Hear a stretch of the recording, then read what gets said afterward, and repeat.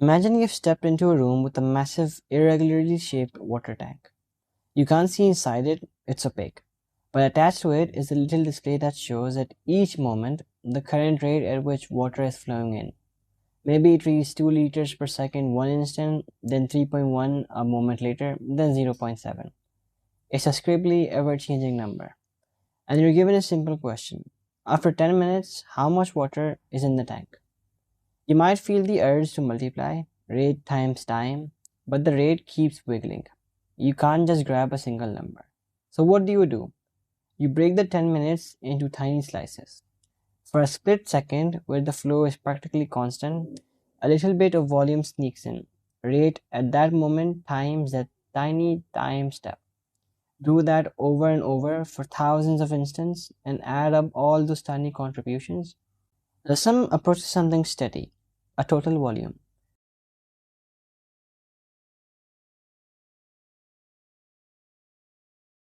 Example 1. We want to evaluate the integral of 2x times cosine of x squared with respect to x. The messy part is x squared. Notice that 2x is already here. Let u equal x squared, then du over dx equals 2x. So du equals 2x dx. Replace x with u and 2x dx with du. This gives the integral of cosine of u du. Integrating, we get sine of u plus c. Substitute that u back. The final answer is sine of x squared plus c. Moving on to example 2, we want to evaluate the integral of sine of 3x with respect to x. Let u equal 3x, then du over dx equals 3. So du equals 3 dx. That means dx equals 1/3 du. Substitute, this gives 1/3 times the integral of sine of u du. Integrating, we get negative 1/3 cosine of u plus c. Substitute back, the final answer is negative 1/3 cosine of 3x plus c.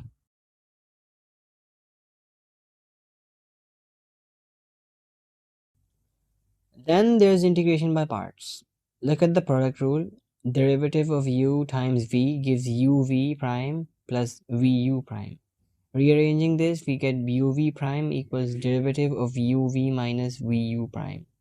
Integrate both sides, the integral of uv prime dx becomes u times v minus the integral of vu prime dx.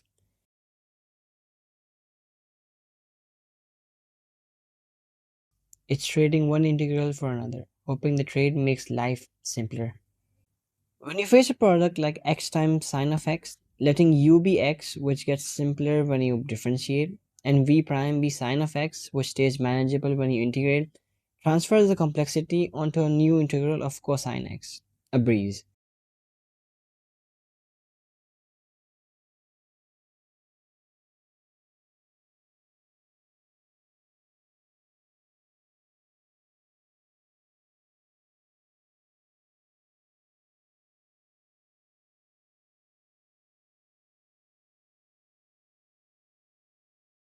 Now let's leap onto a different kind of question.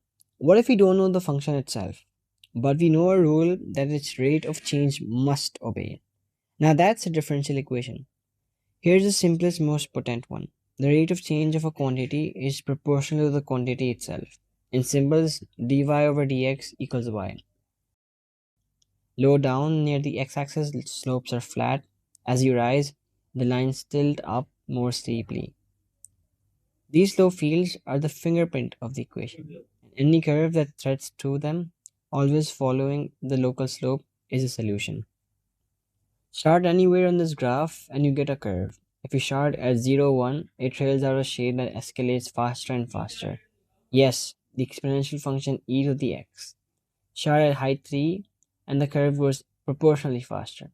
Calculus 2 teaches you to solve simple ones by separating variables. If dy over dx equals y, bring all y terms to one side and x terms to the other side. 1 over y dy equals dx. Now just integrate both sides. The left accumulates the natural log of y, the right accumulates x plus a constant. Exponentiate and out pops y equals c e to the x. applications of integrals. Here, the core mindset is to slice a complicated bulk into infinitely small pieces, whose tiny contribution you can write down. Look at a solid of revolution, say the graph of square root of x, revolved around the x-axis between 0 and 4. Visually, it's a solid waste. To find its volume, imagine cutting it perpendicular to the x-axis into a stack of thin, coin-like disks. At a given x, the disk's radius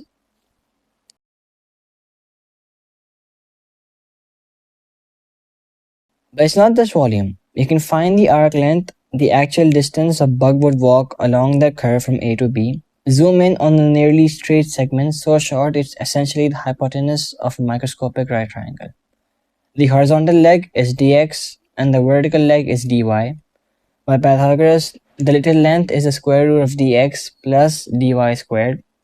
Factor out dx and you get the square root of 1 plus dy dx squared dx. Integrate that over the integral. Switch to physics. Work is force times distance when the force is constant. But what if you're compressing a spring that pushes back harder the more you squeeze it? The force varies with position. F equals k times x. To find the work, chop the compression into tiny displacements. Over each infinitely small dx, the force is essentially constant at k times the current x. So the little parcel of work is kx dx. Summing these from the start to end gives the integral of kx dx, exactly the area under the force curve. The integral again weaves together a total effect from a varying cause. Same slicing logic calculates the total fluid force on a dam wall, the center of mass of an irregular plate, even probabilities of continuous random variables. In every case, you break the problem into atoms of contribution, volume of a disk, length of a step, bit of work, and then you integrate. Let's close with a delightful riddle that shows just how far these ideas can lead us. Consider the curve y equals 1 over x for x from 1 to infinity.